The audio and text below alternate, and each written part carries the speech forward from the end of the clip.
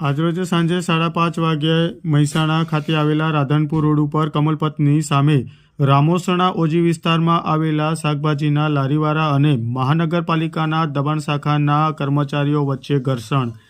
શાકભાજીના લારીવાળાઓ દ્વારા મળતી માહિતી પ્રમાણે લારી ઊભી રાખવાના 500 રૂપિયા મહાનગરપાલિકાનું ઉઘરાણું કરતા હોય છે। જો ઉઘરાણું ન આપીએ તો શાકભાજી તોલવા માટે વપરાતા વજનકાંઠા અને તાજવા જપ્ત કરી દેવામાં આવતા હોય છે। ઉગ્ર સંઘર્ષ બાદ લારીવાળા દ્વારા પૈસાનું ઉઘરાણું વધુ હોવાથી તેઓનો વિરોધ કર્યો હતો। મહાનગરપાલિકાના કર્મચારીઓ દ્વારા શાકભાજીના લારીવાળા પાસેથી પાવતી મારફતે ઉઘરાણું કરતો વિડીયો વાયરલ થયો છે।